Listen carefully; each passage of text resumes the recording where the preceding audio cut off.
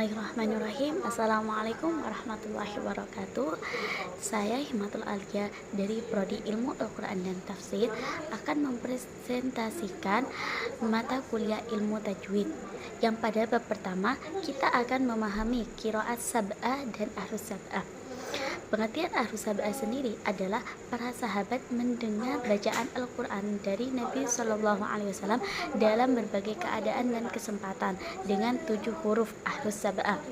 Bilangan 7 pada kata ahrus sab'ah bukan memaknai ahrus sab'ah dengan qiraat sab'ah, melainkan sebagian ulama memaknainya dengan 7 ragam bahasa dari bahasa Arab yang masyhur, yang mana Al-Quran diturunkan dengan 7 ragam bahasa Arab tersebut. Adapun yang dimaksud dengan qiraat sab'ah adalah 7 macam bacaan Al-Quran yang didasarkan pada 7 imam qurra, dan masing-masing imam mempunyai 2 murid dan rawi yang meriwayatkannya bacaan imamnya. Para imam qurra yang berjumlah 7 diketahui bahwa masing-masing imam mempunyai 2 rawi. Jumlah ini merupakan hasil ijtihad Ibnu Mujahid. Sebelum masa Ibnu Mujahid tidak dikenal dengan istilah qiraat sab'ah. Qiraat ini telah memenuhi standar bacaan yang sahih dan dapat dipertanggungjawabkan silsilah sanadnya secara mutawatir. Qiraat sab'ah ini juga telah sepakat diterima dan diakui oleh ulama qurra setelah Ibnu Mujahid. Perbedaan bacaan di antara para imam qurra tidak mengurangi keautentikan Al-Quran, karena Al-Quran diturunkan dengan 7 huruf. Semua perbedaan ragam bacaan qiraah masuk dalam kategori ahrus sab'ah atau 7 huruf yang diterima Nabi Shallallahu Alaihi Wasallam dari malaikat Jibril alaihissalam. Pengertian qiraah asyrah. Imam Ibnu Al-Jazzi merupakan generasi emas setelah Imam Asy-Syatibi dalam ilmu qiraat. Hasil karya beliau tentang ilmu qiraat berjudul Tahbir al-Tashrih fi al-Qiraat al-Asy. Berbeda dengan ulama sebelumnya, Imam Al-Jazzi menambahi 3 nama imam qurra dari 7 sehingga dikenal dengan istilah qiraat asyrah. Dalam karya tersebut beliau juga tidak jauh berbeda dengan Imam Ibnu Mujahid yang menjadikan 1 imam qori 2 rawi dan 1 thariqah. Hasil karya Ibnu Al-Jazzi ini dianggap sebagai penyempurna ilmu qiraat yang ada sebelumnya. Hingga sekarang ini belum ada ulama yang menambah riwayat bacaan Al-Quran yang dianggap mutawatir selain 10 imam qurra yang telah imam qurra. Jika digabungkan dengan kitab Ibnu Mujahid dan setelahnya, maka jumlah qiraat yang mutawatir yang sampai kepada kita sekarang ini lengkap dengan silsilah sanad dan kaidah-kaidah hanya ada 10 bacaan qiraat dan dikenal dengan sebutan qiraat asyrah mutawatirah.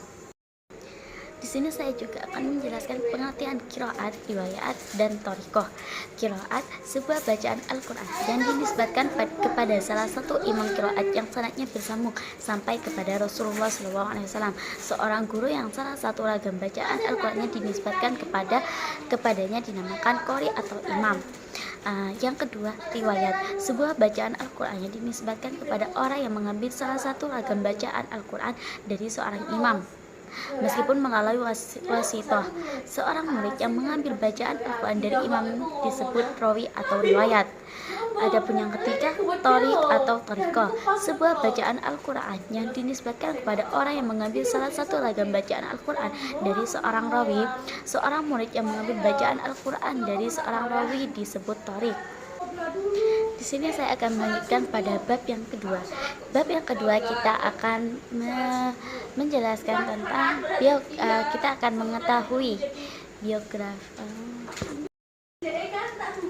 Di sini saya akan melanjutkan pada bab yang kedua yang berjudul biografi Imam Asyim dan rawinya Hafiz.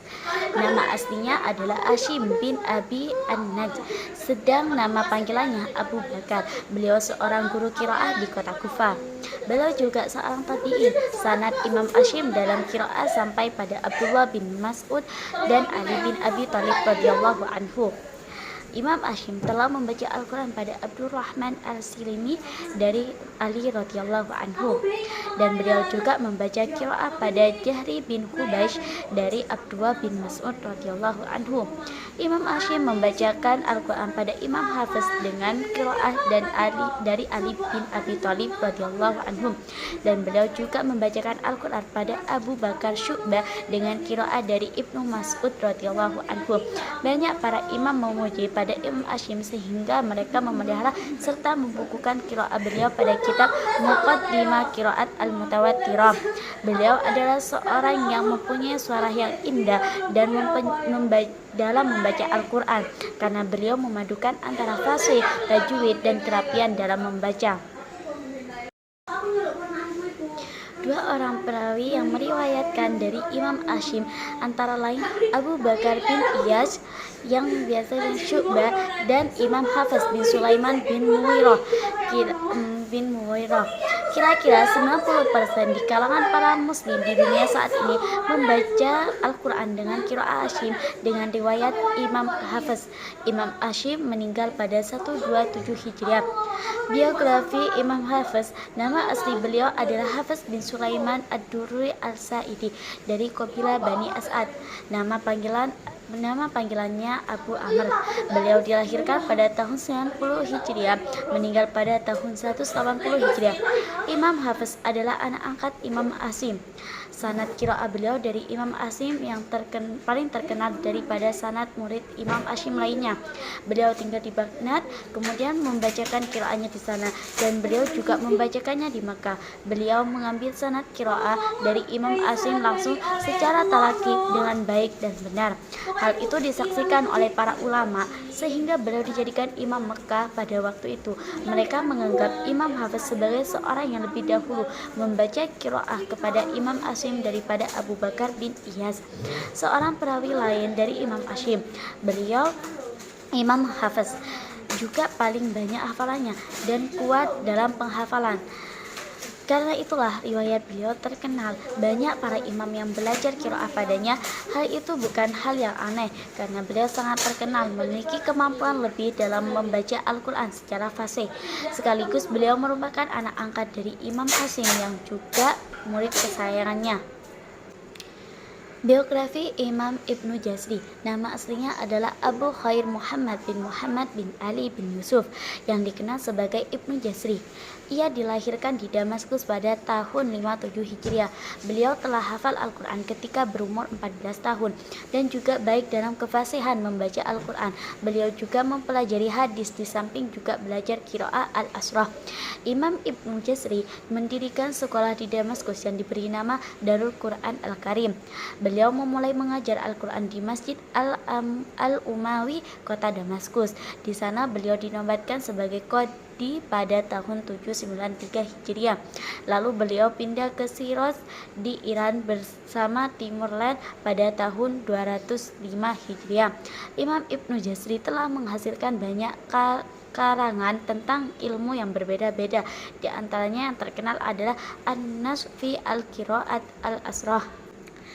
Pada bab 3, mengenal ilmu tajwid. Sesungguhnya ilmu tajwid adalah ilmu yang seluruhnya tauqifi, yakni bukan merupakan produk budaya manusia, tetapi sesuatu yang ditetapkan berdasarkan wahyu Allah Subhanahu wa taala yang Nabi SAW sendiri pun tidak punya otoritas untuk menyangkalnya, dan yang mana tidak diperbolehkan lagi untuk berijtihad.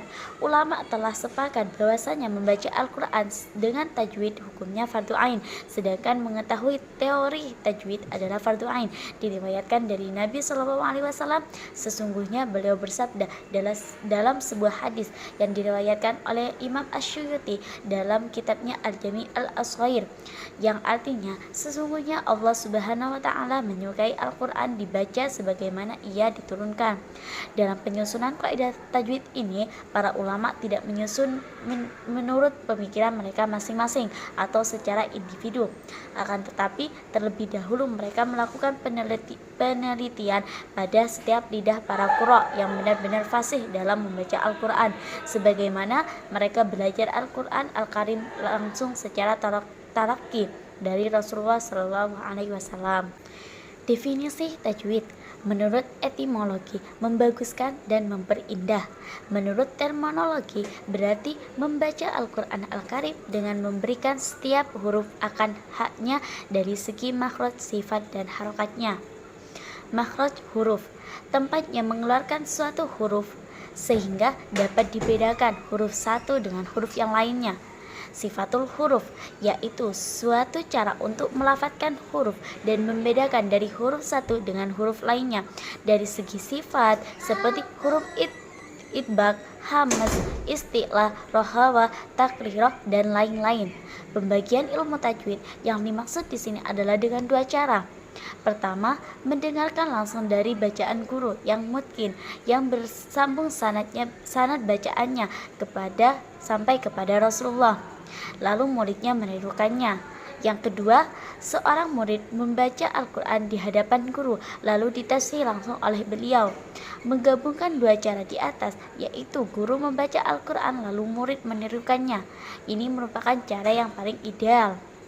Peletak dasar pondasi ilmu tajwid dari sisi amalia atau prakteknya adalah Rasulullah Shallallahu Alaihi Wasallam.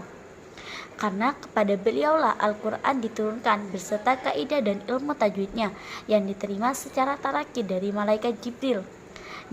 Demikian juga yang dilakukan oleh sahabat dengan bertalaki kepada Rasulullah dan generasi tabi'in bertalaki kepada sahabat dan sampai generasi seterusnya hingga sampai kepada kita bacaan Al-Quran secara mutawatir bersambung kepada Rasulullah. Adapun peletak pondasi ilmu tajwid secara teori, ulama berbeda pendapat. Di antara mereka ada yang mengatakan Imam Abu Umar Hafiz Ibnu Amr al-Duri, ada yang mengatakan Imam Musa Ibnu Ubaidullah Ibnu Yahya al-Baghdad, ada yang mengatakan Imam Abu al-Aswad al-Du'ali, ada yang mengatakan Imam Al-Khalil Ibnu Ahmad al-Faradi. Bahwasanya hukum mempelajari ilmu tajwid adalah fardu kifayah. Maksudnya apabila sebagian orang telah melaksanakannya, maka gugur kewajiban yang lain. Adapun mengamalkan ilmu tajwid adalah fardu ain.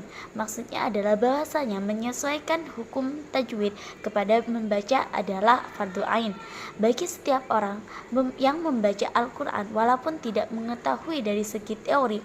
Kefarduan ilmu tajwid ditetapkan dalam Al-Quran, Al-Sunnah, dan Al-Ijma' Allah Subhanahu wa Ta'ala dalam surah Al-Muzammil ayat 4, warattilil Qur'ana tartila, dan bacalah Al-Quran itu dengan tartil.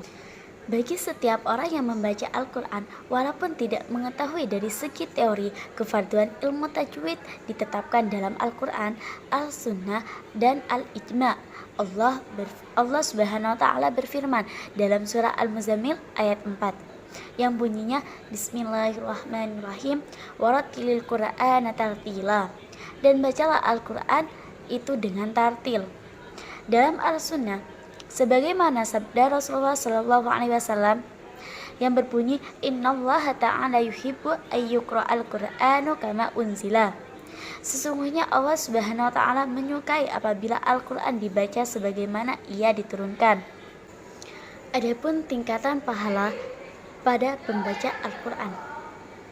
Membaca Al-Quran dengan baik merupakan sebuah kewajiban bagi orang muslim agar terhindar dari kesalahan, perubahan huruf dan harokat yang menyebabkan perubahan makna. Sesungguhnya setiap orang yang membaca Al-Quran ditinjau dari sisi kefasihan yang pahala yang didapatnya ada pada 3 golongan. Yang pertama, Al-Muhsin Al-Ma'jur, yaitu golongannya membaca Al-Quran dengan baik dan mendapat pahala dari Allah Subhanahu wa Ta'ala. Mereka ini telah membaca Al-Quran secara talaki kepada seorang guru atau mukri yang ahli hingga memperoleh sanad yang sahih yang muttasil. Mereka inilah yang dimaksud oleh Nabi SAW dalam hadisnya yang diriwayatkan oleh Imam Muslim dari Sayyidah Aisyah radhiyallahu anhu, yang artinya sesungguhnya orang yang membaca Al-Quran dengan baik dia memperoleh kedudukan yang tinggi beserta malaikat yang mulia. Yang kedua, Al-Ma'zur, yaitu golongan orang-orang yang lisannya belum mampu membaca Al-Quran dengan benar dari sisi tajwidnya, atau mereka belum menemukan seorang guru yang bisa membimbing untuk membaca Al-Quran dengan baik dan benar. Sesungguhnya mereka ini mendapat keringanan dari Allah Subhanahu wa Ta'ala, karena Allah tidak memberikan beban di luar batas kemampuannya. Meskipun demikian, mereka ini harus berusaha dengan maksimal untuk dapat membaca Al-Quran dengan baik dan benar. Karena sesungguhnya menuntut ilmu terlebih membaca Al-Quran tidak mengenal usia. Golongan ini al-ma'dzur, sebagaimana yang dimaksud oleh Nabi Shallallahu Alaihi Wasallam dalam hadisnya yang diriwayatkan oleh Imam Muslim dari Sayyidah Aisyah radhiyallahu anhu, yang artinya orang yang membaca Al-Quran dengan susah payah dia mendapatkan 2 pahala.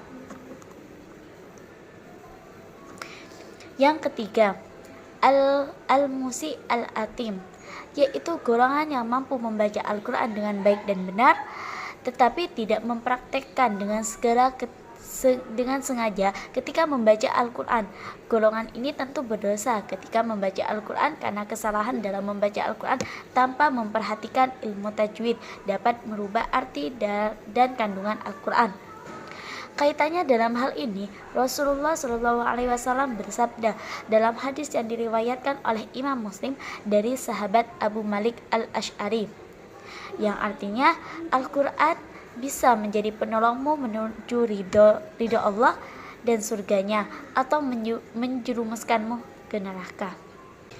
Adapun tujuan mempelajari ilmu tajwid, menjaga atau memelihara lidah dari kesalahan dalam membaca Al-Quran dan berupaya untuk mendapatkan pahala yang istimewa yang disediakan oleh Allah Subhanahu wa Ta'ala bagi orang-orang yang membacanya.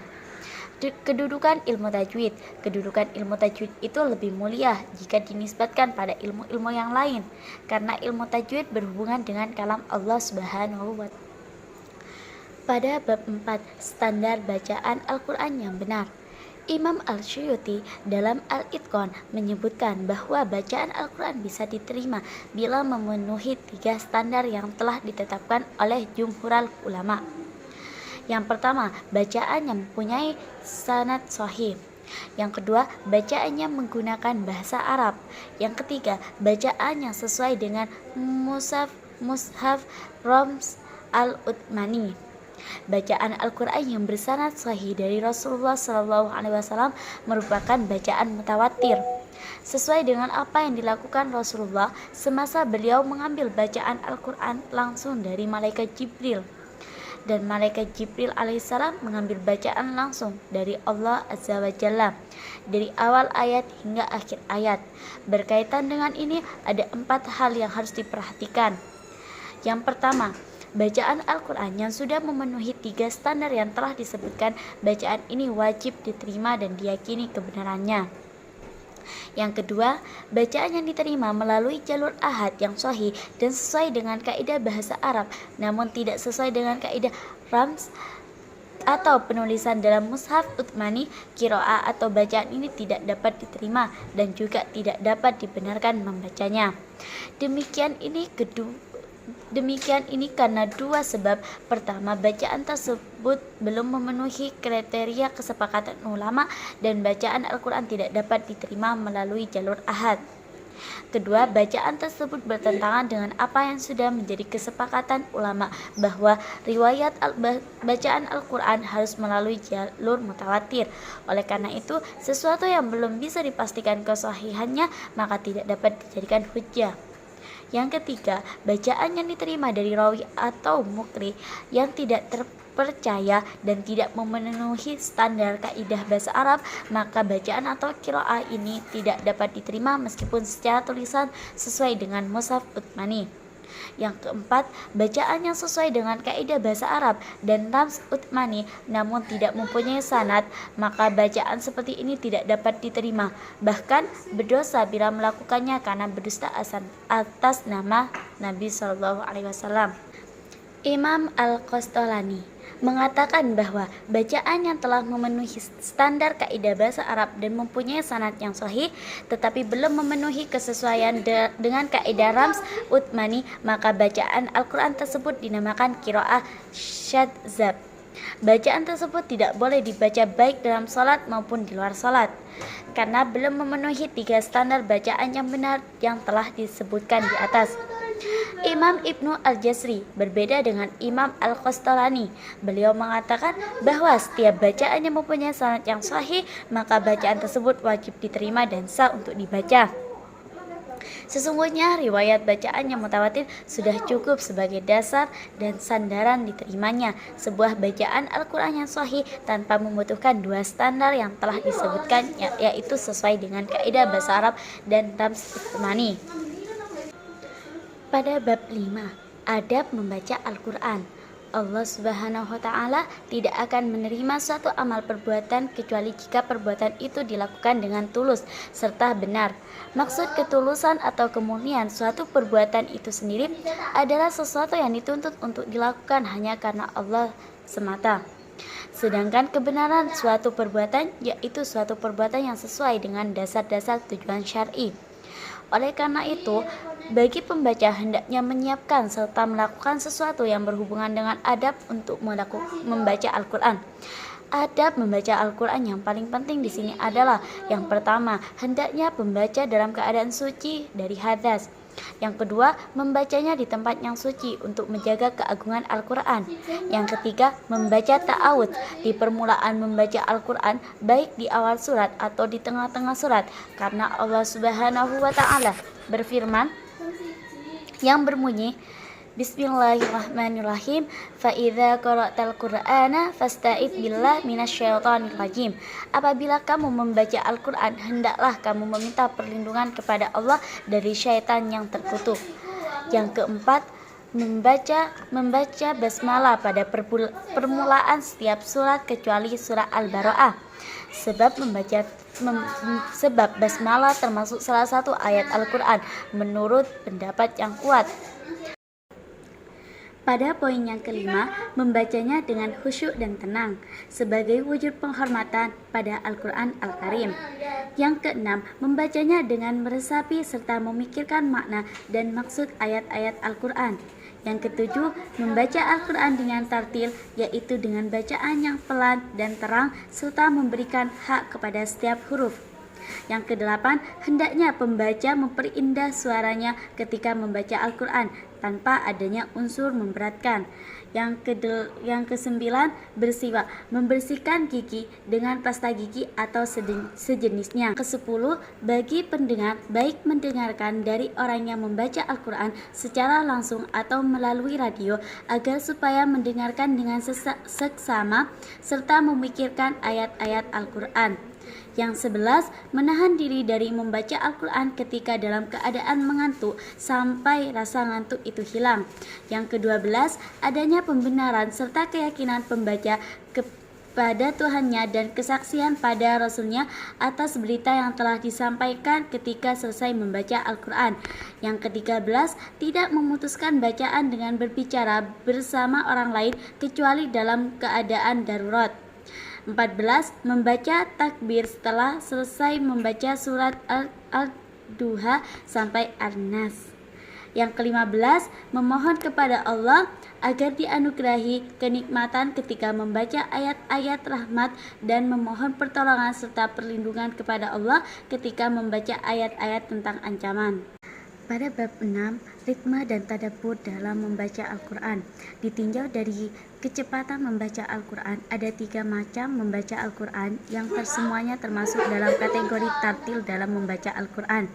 Yang pertama, tahqiq, yaitu membaca dengan pelan, tenang serta memperhatikan dan meresapi makna-makna Al-Quran, memberikan hak kepada setiap huruf dan tempat keluarnya, makhrajnya dan sifat-sifatnya. Yang kedua, hadir, yaitu membaca dengan cepat serta tetap menjaga hukum-hukumnya. Yang ketiga, tadwir, yaitu pertengahan di antara tahqiq dan hadir. Sayyidina Ali radhiyallahu anhu mengatakan bahwa tidak sempurna kebaikan dari ibadah tanpa ilmu, dan demikian juga bacaan Al-Quran tanpa ada tadabbur. Ibnu Abbas mengatakan bahwa membaca Al-Quran surah Al-Baqarah dan Ali Imran dengan tadabbur dan tarkim lebih saya senangi daripada membaca Al-Quran seluruhnya dengan tergesa-gesa atau cepat. Pada bab 7, hal-hal yang membantu dalam menghafal Al-Quran. Yang pertama, terus-menerus dalam menghafal, tidak berputus asa dan memotivasi diri, sebagaimana penyataan firman Allah, yang artinya, dan orang-orang yang bersungguh-sungguh untuk mencari keriduan kami, benar-benar akan kami tunjukkan kepada mereka jalan-jalan kami. Sesungguhnya Allah benar-benar beserta orang-orang yang berbuat baik. Dan yang kedua, menjauhkan diri dari maksiat, meminta ampun setelah melakukan maksiat, bersedekah sesuatu agar memudahkan untuk mensucikan hati dan ingatan. Dan yang ketiga, membaca takbir mulai dari akhir surah Ad-Duha sampai An-Nas. Dan yang keempat, disunahkan bagi pembaca hendaknya membaca surah Al-Fatihah jika sampai pada akhir surah An-Nas, lalu membaca surah Al-Baqarah sampai wa ulaika humul muflihun. Pada bab 8, permulaan membaca Al-Quran. Al-isti'adah dianjurkan atau disunahkan bagi pembaca Al-Quran agar membuka atau memulai bacaannya dengan membaca ta'awudz, baik pada waktu memulai, membaca di permulaan surah atau di tengah-tengah surah. Hukum kesunahan membaca isti'adah ini ditegaskan oleh Imam Ibnu Jarir sebagaimana yang dikutip oleh Syekh Wahbah Al-Zuhaili dalam tafsir murninya. Sebagian ulama seperti Imam Al-Tabari dan Imam Atha berpendapat bahwa hukum membaca isti'adah ketika memulai membaca Al-Quran adalah wajib. Terlepas dari hukum wajib atau sunnahnya, lebih baik kita selalu memulai membaca Al-Quran dengan membaca isti'adah. Dalil dari kedua golongan ulama di atas adalah firman Allah Subhanahu wa Ta'ala yang artinya, apabila kamu membaca Al-Quran, hendaknya kamu minta perlindungan kepada Allah dari godaan syaitan yang terkutuk. Membaca basmalah.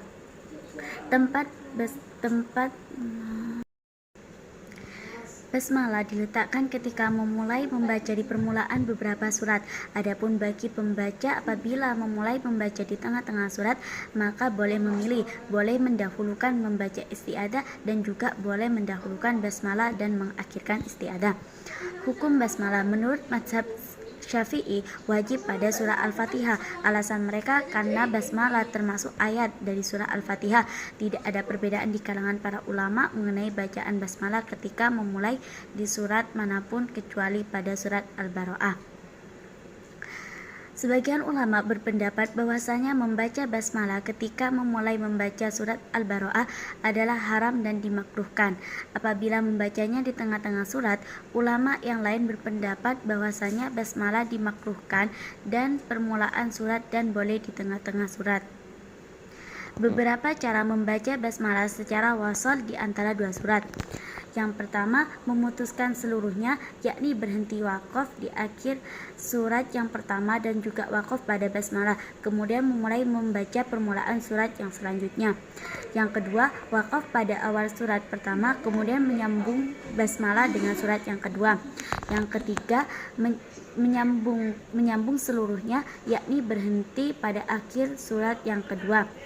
Yang keempat, yang dilarang adalah menyambung akhir surat yang pertama dengan basmalah dan berhenti pada basmalah, lalu melanjutkan membaca surat selanjutnya. Pada bab selanjutnya, tempat-tempat keluarnya huruf. Makhraj sendiri yaitu tempat mengeluarkan suatu huruf dan membedakan huruf satu dengan huruf yang lain, baik berdasarkan cara tahqiq maupun cara takdir. Macam-macam makhraj. Yang pertama, al-jauf, bagian rongga mulut atau rongga kerongkongan.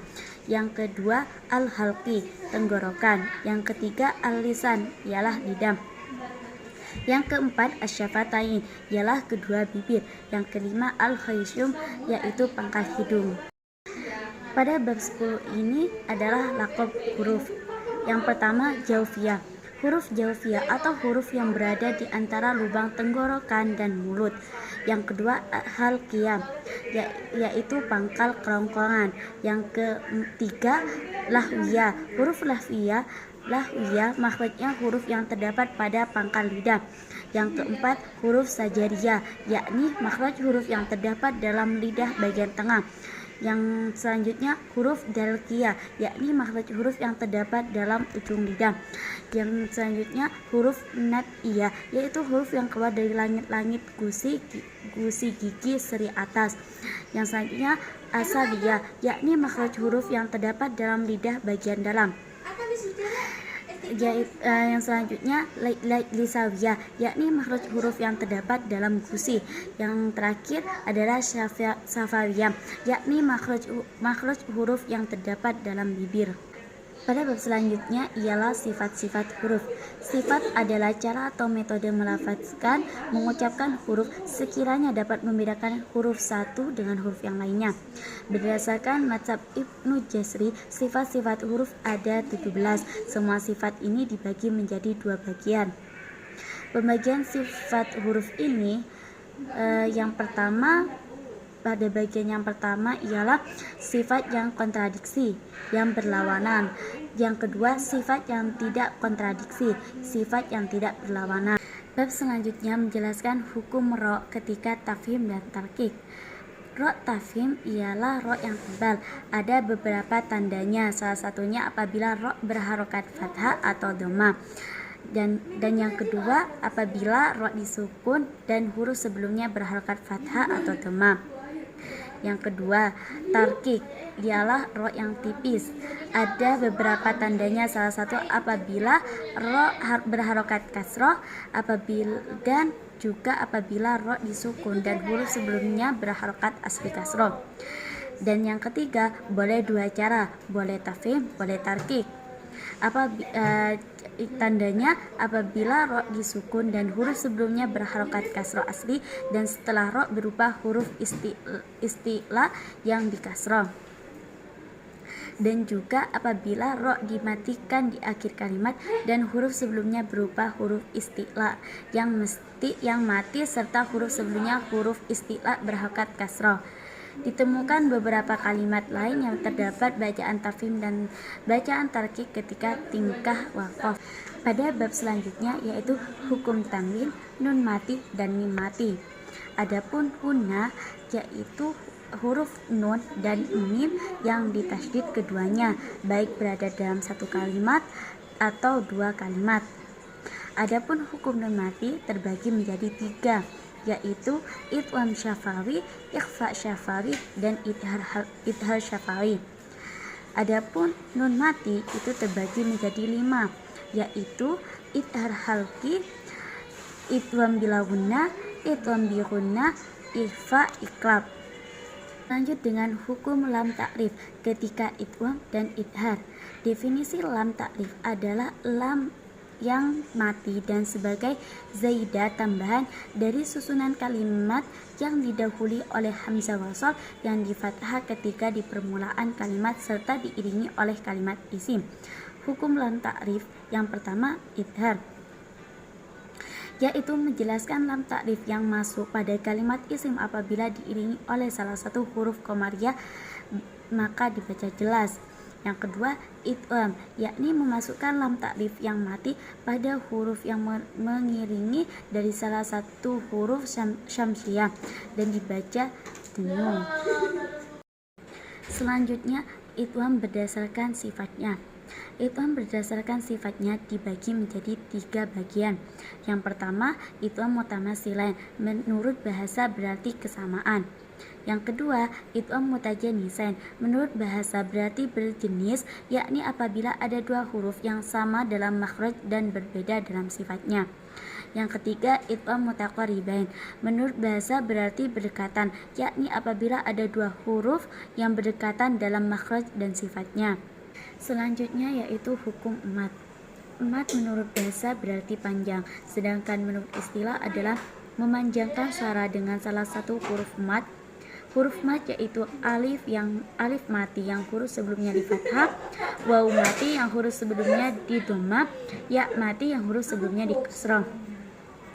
Adapun macam-macam mat, yang pertama mat wajib mutasil, apabila ada huruf mat yang bertemu dengan hamzah dalam 1 kalimat. Yang kedua, mat jaiz munfasil, apabila ada huruf mat bertemu dengan hamzah dalam 2 kalimat. Yang ketiga, mat arid disukun, apabila ada huruf mat bertemu dengan sukun arid tidak asli disebut waqaf. maka disebut mad disukun. Yang keempat, mad lazim. Apabila ada huruf mad bertemu dengan huruf yang ditasydid, maka dinamakan mad lazim. Mad lazim sendiri dibagi menjadi 4, yaitu mad lazim kilmi musaqqal, mad lazim kilmi muhaffaf, dan juga mad lazim harfi musaqqal dan mad lazim harfi muhaffaf. Adapun yang kelima, mad silah. Apabila ada hak kinayah, yaitu hak domir untuk laki-laki tunggal berada di antara dua huruf hidup, maka dinamakan mad silah. Mad silah sendiri dibagi menjadi 2, mad silah kubra dan mad silah surah. Yang keenam, mad badal. Apabila ada hamzah bertemu dengan huruf mad. Yang ketujuh, mad iwad, yaitu mad dalam tingkah wakaf sebagai ganti dari 2 fathah tanwin, yaitu fathatain. Yang kedelapan, mad lin. Apabila ada huruf ya dan waw yang sebelumnya ada huruf yang berharokat fathah dan keadaan wakaf, maka dinamakan mad lin. Selanjutnya, hukum 7 alif. Menetapkan alif ketika tingkah wakaf dan membuangnya ketika tingkah wasal yang berada pada kalimat berikut. Yang pertama, alif pada lafaz ana, domir mutakalim dibuang ketika mengucapkan dalam tingkah wasal dan menetapkan alif ketika tingkah wakaf di seluruh bacaan Al-Quran Al-Karim. Yang kedua, lakinna dalam surah Al-Kahfi. Yang ketiga, Adununa dalam surah Al-Ahzab. Yang keempat, Ar-Rasul dalam surah Al-Ahzab. Yang kelima, As-Sabila dalam surah Al-Ahzab. Yang keenam, Qawarira, yang pertama bukan yang kedua, dalam surah Al-Insan ayat 15. Yang ketujuh, Salasila dalam surat Al-Insan. Ketika tingkah wakaf lafaz salasila boleh 2 model cara. Yang pertama, wakaf pada lam yang mati bukan pada alif setelahnya. Yang kedua, wakaf pada alif setelah lam pada keadaan tidak wakaf harus dibaca. Selanjutnya, berdiam sejenak atau sakta. Definisi sakta latifiyah yaitu berhenti kira-kira 2 harokat tanpa bernafas dengan niat melanjutkan bacaannya. Yang selanjutnya, hamzah wasl dan hamzah qata. Hamzah qata ialah hamzah yang ditetapkan ketika tingkah wasl dan ketika di permulaan kalimat. Dinamakan hamzah qata karena memutus huruf sebelumnya dan huruf setelahnya. Tempat hamzah qata berada pada selain hamzah wasl. Hamzah wasl ialah hamzah yang ditetapkan di permulaan kalam dan digugurkan di pertengahan kalam. Dengan kata lain, hamzah yang hanya dibaca di permulaan kalimat tapi tidak dibaca di pertengahan kalimat. Selanjutnya adalah wakaf dan ibtida. Wakaf dan ibtida termasuk hukum seni membaca yang bagus serta paling penting, maka bagi pembaca hendaknya memperhatikan. Definisi wakaf dan ibtida. Wakaf menurut bahasa berarti berhenti atau menahan. Pembagian wakaf dibagi menjadi 4, yaitu wakaf tam, wakaf hasan, wakaf kaf, dan wakaf qabih. Definisi ibtida. Ibtida dalam ilmu tajwid bermakna memulai bacaan setelah berhenti karena wakaf. Ibtida selalu dilakukan oleh pembaca dalam keadaan ikhtiari, dalam beda hanya dengan wakaf yang bisa dilakukan secara ikhtiari dan intidori. Ibtida yang diperbolehkan yaitu ibtida pada kalimat yang tersendiri yang menjelaskan makna yang dimaksud oleh Allah Subhanahu wa Ta'ala dan tidak bertentangan dengan apa yang dikehendaki oleh Allah. Adapun ibtida yang tidak diperbolehkan yaitu memulai bacaan pada kalimat yang dapat merubah atau merusak makna ayat dalam Al-Quran. Selanjutnya, penulisan Al-Quran. Jumhur menyatakan haram menulis mushaf dengan selain tulisan mushaf yang digunakan pada Utsman bin Affan radhiyallahu anhu. Sebagian ulama berpendapat boleh menulis mushaf dengan tulisan sekarang, akan tetapi pendapat ini lemah atau dhaif. Dan bagi pembaca harus memperhatikan tulisan sebagaimana berikut. Yang pertama, yang terputus dan yang bersambung. Yang kedua, membuang dan menetapkan. Yang ketiga, taknis mengikuti roms dalam keadaan tingkah wakaf. Adapun lahan al-jali dan lahan al-kafi. Lahan al-jali, kesalahan fatal yang nampak sekali yang terjadi pada lafaz sehingga maknanya menyimpang dari makna yang dikehendaki atau yang sesuai, seperti mengganti huruf dengan huruf lain atau mengganti harokat dengan harokat lain. Lahan khafi, kesalahan yang berhubungan dengan kesempurnaan pengucapan, seperti kurangnya membaca panjang pada mat atau terlalu panjang dalam membaca mat, atau tidak adanya kesamaan antara satu mat dengan mat lainnya. Yang kedua, pada kalimat do'fu terdapat pada 3 tempat dalam surah Ar-Rum. Imam Hafiz membaca dengan 2 wajah. Yang pertama membaca fathah pada huruf dot, yang kedua membaca dhammah pada huruf dot. Adapun membaca fathah pada huruf dot itu lebih diutamakan dalam penerapannya. Selanjutnya sujud tilawah. Hukum sujud tilawah menurut mazhab Hanafi wajib bagi pembaca dan pendengar, baik sengaja mendengar atau tidak sengaja, dengan dalil Rasulullah SAW yang artinya sujud itu wajib atas orang yang membaca ayat sajadah dan bagi yang mendengarkannya. Allah Subhanahu wa taala mencela orang yang tidak sujud dalam surah Al-Insyiqaq, yang artinya kenapa mereka berat hati untuk beriman dan apabila Al-Qur'an dibacakan kepada mereka, mereka tidak bersujud. Menurut jumhur, sunnah bagi pembaca dan pendengar yang sengaja mendengarkan Al-Quran dengan dalil sebuah riwayat dari Zaid bin Sabit. Beliau berkata, aku membaca surah An-Najm di hadapan Rasulullah dan tidak ada seorang pun dari kita yang sujud tilawah. Tetapi menurut Imam Syafi'i, sunnah juga bagi orang yang tidak sengaja mendengarkannya. Syarat sujud tilawah. Syarat sujud tilawah itu sebagaimana syarat sah salat. Cara atau sifat sujud tilawah menurut mazhab Hanafi, sujud tanpa takbiratul ihram dan tanpa salam juga tidak disyaratkan niat. Yang kedua, mazhab Maliki, sujud tanpa takbiratul ihram dan tanpa salam. Menurut mazhab Syafi'i, disyaratkan niat takbiratul ihram seperti halnya salat juga dengan salam, tanpa disyaratkan tasyahud. Yang selanjutnya, gharib Al-Quran sesuai riwayat Imam Hafiz dari Imam Asim. Yang pertama, Imam Hafiz membaca dengan sin pada firman Allah pada surah Al-Baqarah, wallahu yaqbitu wa yabsut, diganti dengan wa yabsut. Yang kedua, membaca dengan shad pada firman Allah Al-Ghasiyah yang berbunyi lasta alaihim bimusaitir. Perbedaan kaidah dalam riwayat Hafiz. Sesungguhnya bacaan Al-Quran dengan riwayat Imam Hafiz dalam Imam Asim dengan Thariqah Al-Syatibiyah merupakan bacaan yang paling masyhur di dunia sekarang ini. Bahkan banyak dari pengkaji dan penghafal Al-Quran hanya tahu Thariqah ini.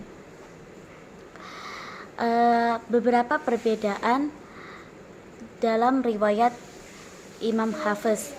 Salah satunya dalam materi dalam panjang bacaan mad wajib, muttasil dan mad jaiz munfasil. Keutamaan membaca Al-Quran, salah satunya ialah Al-Quran sebagai jalan keluar. Al-Quran dapat memberikan syafaat kepada pembacanya. Al-Quran lebih disukai Allah dari segala sesuatu. Al-Quran penjaga dari segala mara bahaya. Dan juga Al-Quran mengangkat kederajatan kenabian. Dan Al-Quran dapat menambah keberkahan rumah. Dan Al-Quran menyelamatkan pembaca dari hisab. Dan masih banyak lainnya. Yang terakhir ialah keutamaan surat-surat dalam Al-Quran. Yang pertama, fadilah dalam surat Al-Fatihah. Rasulullah SAW bersabda, Allah Subhanahu wa taala tidak menurunkan dalam kitab Taurat dan Injil sebagaimana Allah Subhanahu wa taala menurunkan Ummul Quran Al-Fatihah, yaitu sab'ul mathani yang terbagi 2 antara aku dan hambaku. Yang kedua, fadilah surah Al-Baqarah dan Ali Imran. Abdullah ibnu Mas'ud berkata bahwa syaitan akan keluar dari rumah jika mendengar surah Al-Baqarah yang dibacakan di dalamnya. Yang ketiga, fadilah dalam 7 surat panjang, Al-Baqarah, Al-Anfal, dan Bara'ah. Rasulullah SAW bersabda, barang siapa yang mengambil atau melaksanakan atau membaca sab'ut tiwal, maka hal itu baik baginya. Selanjutnya, fadilah dalam surat Al-Kahfi. Rasulullah SAW bersabda, barang siapa yang membaca surat Kahfi pada hari Jumat, niscaya ia akan tersinari oleh cahaya antara waktu ia membaca dan antara 2 Jumat lagi. Fadilah dalam surah Al-Mu'minun. Rasulullah SAW bersabda, telah diturunkan kepadaku 10 ayat, siapa saja yang mendirikannya maka ia akan masuk surga. Kemudian Nabi membaca awal ayat dari surah Al-Mu'minun sampai 10 ayat. Selanjutnya, fadilah dalam surat As-Sajadah. Rasulullah SAW bersabda, siapapun yang sholat sunnah 4 rakaat pada akhir malam setelah mengerjakan sholat isya, rakaat pertama membaca surah Al-Kafirun, setelah membaca Al-Fatihah, rakaat kedua membaca surah Al-Ikhlas, rakaat ketiga membaca surah Al-Mulk, dan rakaat terakhir membaca surah As-Sajadah, maka baginya seperti pahala sholat pada waktu malam Lailatul Qadar. Ya, selanjutnya fadilah dalam surah Yasin. Rasulullah SAW bersabda, surah Yasin adalah inti Al-Quran. Seseorang yang mengharap ridho Allah Subhanahu Wa Taala dan menginginkan kehidupan akhirat darul akhirat tidak akan membacanya kecuali terampuni dosanya. Bacalah Yasin pada keluargamu yang meninggal dunia. Fadilah dalam surah Al-Waqiah. Rasulullah SAW bersabda, siapapun yang selalu membaca Al-Quran pada malam hari, maka ia tidak akan mengalami kemiskinan. Fadilah dalam surah Al-Musabbihah. Rasulullah SAW bersabda, sesungguhnya Nabi membaca surah Al-Musabbihat setiap malam sebelum tidur. Lalu beliau mengatakan, di dalamnya terdapat 1 ayat yang lebih baik dari 1000 ayat. Selanjutnya, fadilah dalam surat Al-Hasyr. Rasulullah SAW bersabda, barang siapa yang membaca akhir dari surat Al-Hasyr pada malam atau siang hari, kemudian mati pada siang atau malamnya, maka sungguh Allah Subhanahu Wa Taala telah memastikan surga baginya. Fadilah dalam surah Al-Mulk.